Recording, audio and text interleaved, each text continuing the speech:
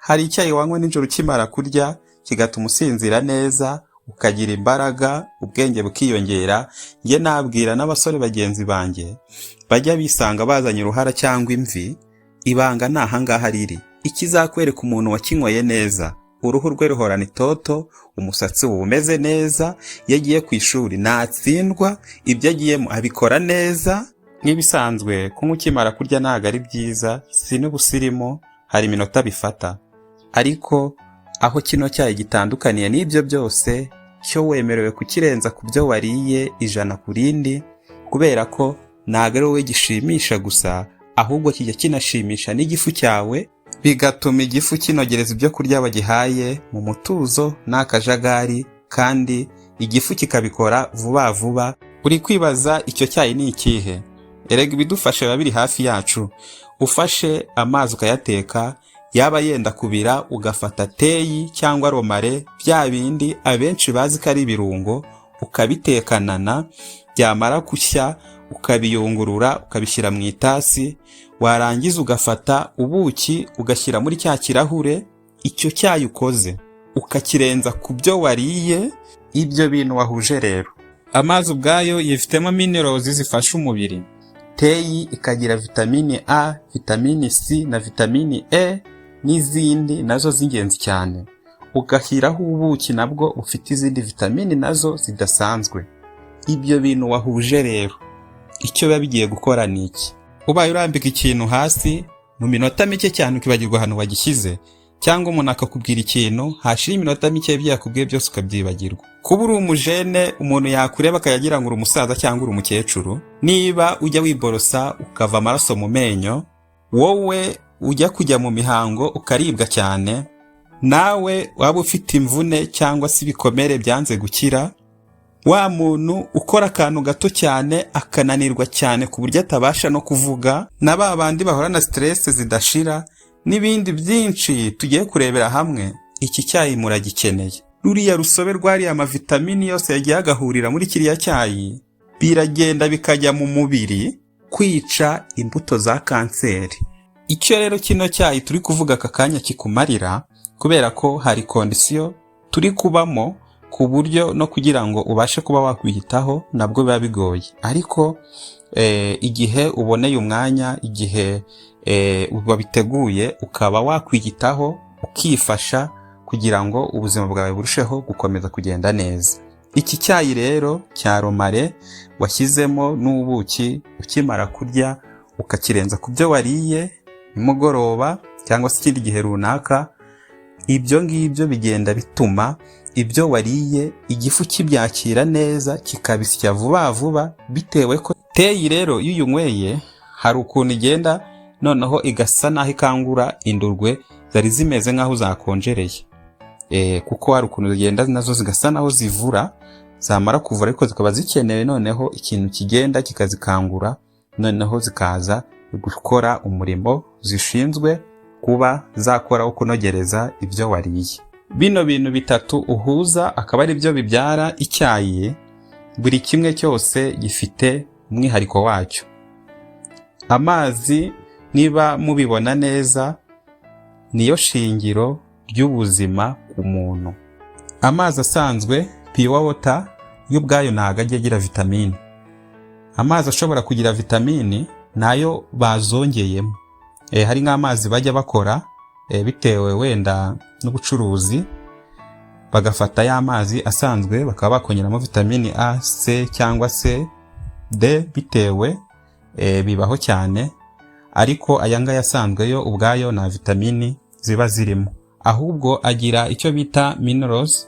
Minerals ni potassium, hakabamo magnesium, hakabamo na calcium. Izi minerals uramutse uzibuze mu mubiri wawe byaba ari ikibazo gikomeye cyane, sinzi ko no kubaho wapfa kuba uriho.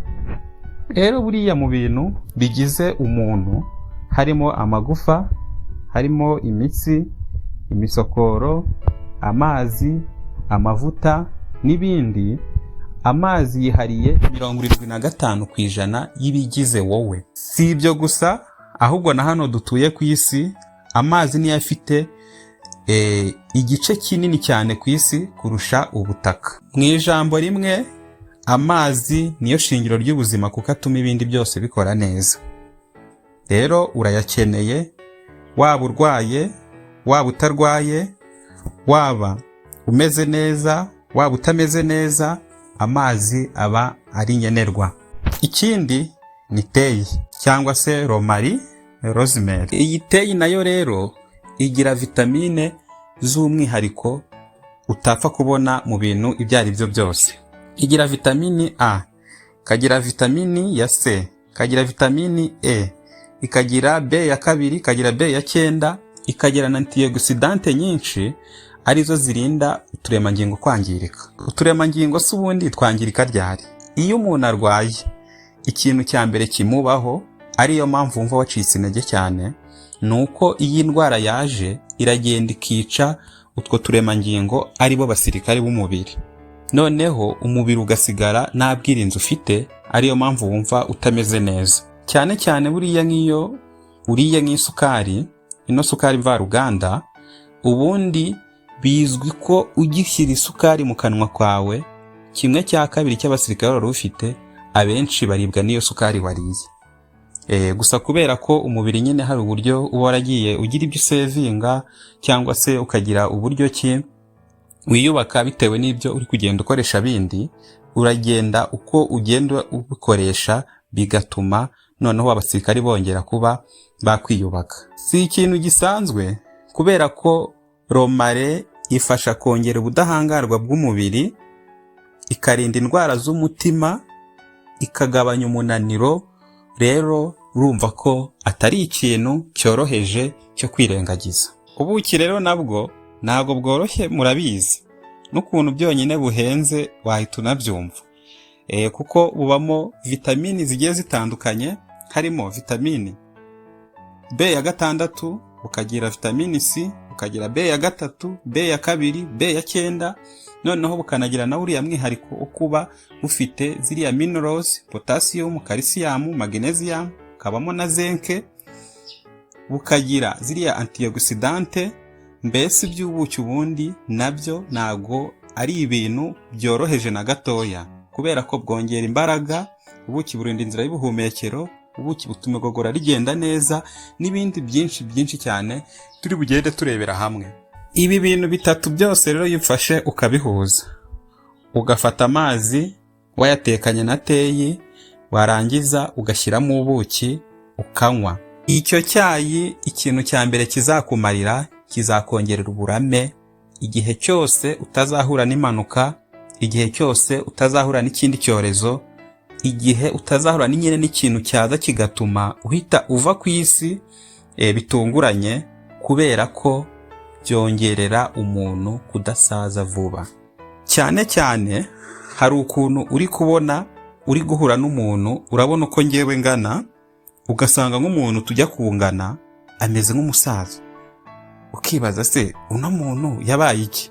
Mu by'ukuri ni ingaruka nyine zo kuba hari ibintu byinshi cyane wagiye utakaza, noneho bikagenda bigakora no ku bwonko, kandi ubwonko aribwo bushinzwe gusazura umuntu cyangwa kumusajisha, bikarangira wa muntu ari kugaragara nk'aho ashaje kandi akiri mutoya.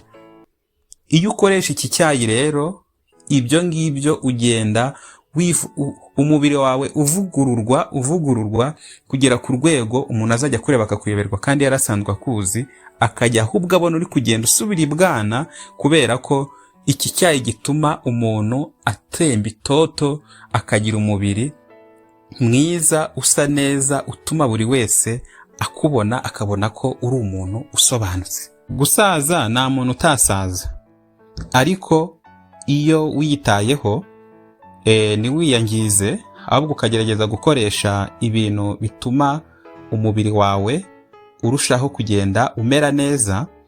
Iyo ugeze mu gihe cyo gusaza, nta gusaza nka wa muntu ubona ari ikibazo muri sosiyete, ahubwo wowe uba ufite imbaraga, uba ugifite bya bitekerezo, nyine ubwo ushobora kugenda bitewe n'uko igihe cyawe kigeze cyo kugenda, ariko igihe utaragenda uba ugifite stability. Kabiri, iki cyayi kizagufasha mu kukongerera imbaraga.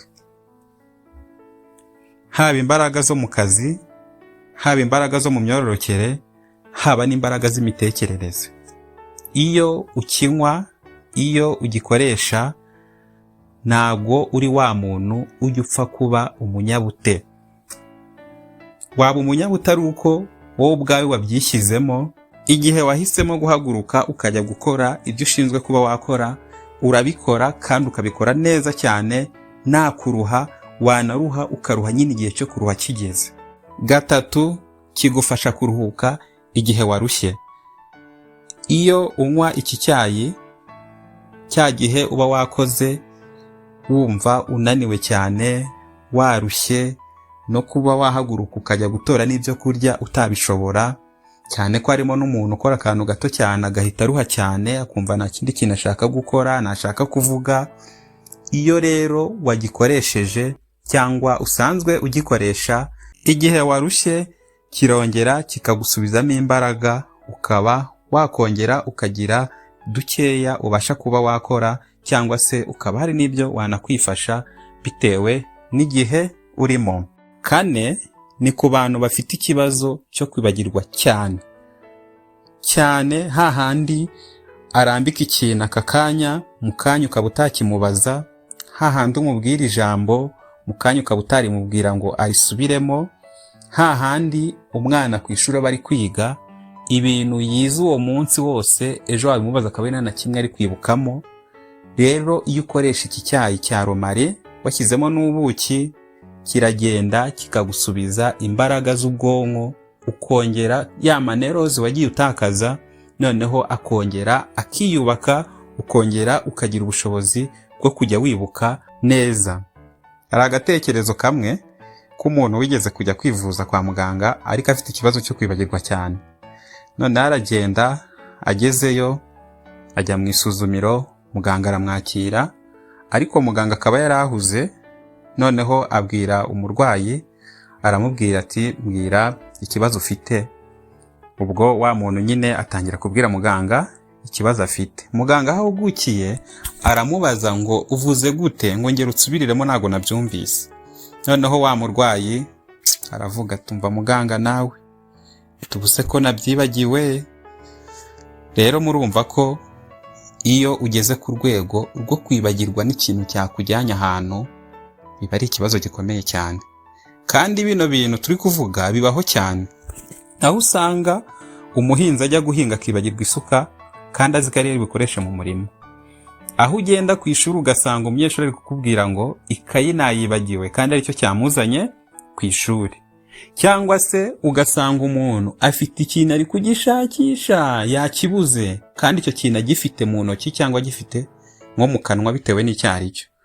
Igihe cyose rero ufite icyo kibazo, yoboka iki cyayi ugikoreshe neza, hanyuma ibintu bizagenda bikubaho nawe ubwawe uzagenda ubyirebera nyuma. 5, ni ku bantu babuze ibitotsi.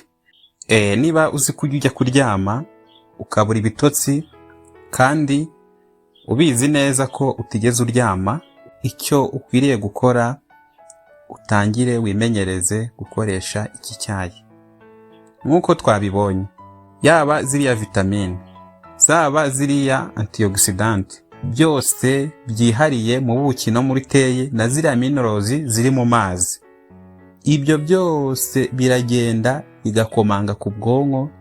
Ikibazo waba ufite gituma udasinzira, mwako kanya kigasa naho kirengagijwe, ukaryama ukaruhuka ugasinzira. Kandi nibigarukira aho ngaho gusa, ahubwo uko ukomeje kugenda ugikoresha bikagenda bikuremamo ubushobozi bwo kongera usubira uko wari umeze, ukajya uryama ukaruhuka ugasinzira, nturare ushikagurika. Kandi no mu kubyuka ukaba uri umuntu ubyukana imbaraga, utari wa muntu ujya kubyuka wumva utabishaka kubera ko utashize umunaniro.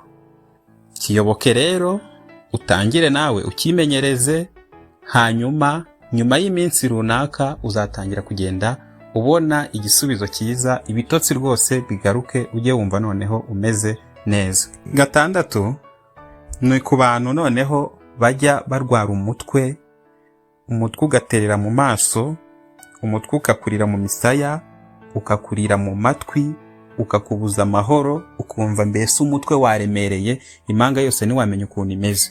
Niba uri kunkurikira neza, ingingo ndi kuvuga ni ibintu bisanzwe, ni ibintu umuntu wese yahura nabyo, utarahura nabyo nawe ushobora guhura nabyo, ntago ari bya bindi wumva ukumva ntabwo bisobanukiwe cyangwa ukumva ari n'ubwa mbere ubyumvise. Gusa hari izindi ngingo ndi bugeremo imbere, noneho kuri bya bindi biba bikomeye cyane abenshi baba badasobanukiwe bitewe nuko ari ibintu nyine nabyo ubwabyo biba bidapfa gusobanuka. Nk'urugero, niba wumvise ngo umuntu yarwaye kanseri y'urwagashya iramuhitana, wakubaza urwagashya urwo ari rwo, aho ruri, icyo rumaze, mbese umumaro warwo muri wowe, ibyo bintu wapfa kubimenya. Ni ibintu biba bidafatika, ni ibintu utapfa kurebesha amaso yawe. Kubw'iyo mpamvu rero zino ngingo nazigeneye ibintu bisanzwe tubona, twumva, dusobanukiwe, ariko turi bunagere no muri za zindi noneho ziba nazo zikomeyeho, ariko nubwo ziba zikomeye uragenda usobanukirwa kurushaho.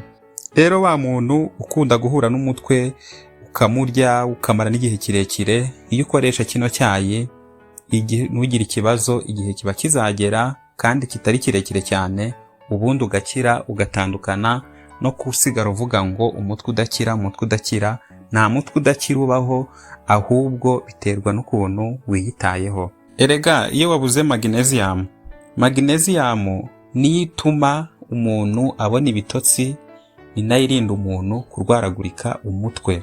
Rero mu buki ibamo, no mu mazi ibamo, iyo wayibuze wayitakaje, ibyo bintu ntago byakunda. Bisaba ko rero uyoboka iki cyayi cyangwa se ibindi bintu birimo izo ntungamubiri, noneho bigatuma umererwa neza. 7 ni ku bantu bajya mu mihango bakaribwa kandi bakaba batangiwe kuribwa mbere yuko bayijyamo. Iyo ukoresha iki cyayi bigenda bigabanura buriya buribwe kugera igihe noneho uzajya wumva ari ibisanzwe. Impamvu iriya calcium iba muri kino cyayi niyo ikuraho ububabare mu ngingo ikanakomeza amagufa. Urayikeneye rero igihe uzi ko ugiye kujya mu mihango, ariko kubera ko aba ari igihe kidasanzwe, weho uba ugomba kuyikoresha 3 ku munsi, byibura mbereho y'iminsi 2 ugiye kujya mu mihango.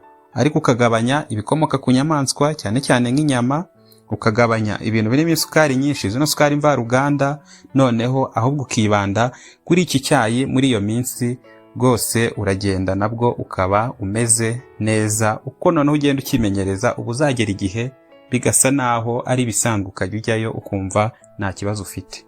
8, iki cyayi kirinda kanseri kikica n'imbuto zayo. Biturutse kuki? Romare n'ubuki birimo antioxidante zirwanya amafree radicals, kandi ayo mafree radicals niyo yangiza uturemangingo. Iyo rero ugikoresha uba uri kugabanya ibyago byo kwandura kanseri. Iki cyayi cyongera abasirikari mu mubiri, noneho bagahangana n'imbuto z'indwara zigiye zitandukanye harimo n'izi za kanseri. 9 nuko kino cyayi cyongera apeti. Wa muntu ujya kurya akumva sari gushaka kurya, cyangwa se yarya agahita yumva ibiryo arabirambiwe. Iyo ukoresha kino cyayi rero kiragenda kigatuma igogorwa rigenda neza, waba wariye ibiryo bikakuvamo neza mu gihe cyagenwe, noneho bikanatuma uhita wumva ushonje, akaba ari nabyo bishobora gutuma umuntu agira indapeti akumva ashaka kurya, kubera ko igihe cyose utashonje ntabwo wapfa kugira apeti. Rero uragikeneye, niba uzi ko ibintu bijyanye no kurya byakunaniye, utangire ukimenyereze, nabyo bizakemuka neza cyane. 10 noneho ni ku bantu bagira umwuka unuka, haba mu kanwa, haba mu myanya myibarukiro, haba kwa kundi umuntu anuka igikara. Ibyo byose iyo ukoresha iki cyayi biragenda bigashira cyane. Nko mu kanwa ho ushobora gufata n'aya mazi ya romare ukaba wayiboroshesha, biragufasha cyane rwose, ya mpumuro mbi ikagenda ikazashiramo. Nabwira abajya bagira icyo kibazo cyo kunuka nk'igikara cyangwa se mu myanya myibarukiro, bo noneho baba bagomba kuyikoresha bitari ukunywa gusa, ahubwo bakagira n'ukuntu bayikaraba. Kubera ko ni na byiza rega ko romari uyiteka mu mazi, warangiza ukayafata ukayasuka nko mu ibase cyangwa se ikindi kintu ukarabiramo icyo ari cyo cyose, ubundi nka 2 mu cyumweru ukaba wayikaraba umubiri wose. Nabyo bigira ingaruka nziza haba ku mubiri haba ku musatsi. Noneho nk'abo ngabo bafite ibibazo mu bijyanye n'imyanya myibarukiro, arayafata akajya ayicaramo akamara iminota 15. Ibyo nabyo biragenda bikirukana na infection, byarangiza bikanirukana n'izo mpumuro mbi zirimo, umuntu agasigara ameze neza. Si kw'ibyo gusa, noneho na ya gaze, wa muntu ugira gaze mbi mu nda, yo ukoresha kino cyayi rero nabyo biragenda bikirukanamo iriya myuka mibi ibirimo, ubundi umuntu nabwo agasigara ahumeka neza nta kibazo kirimo.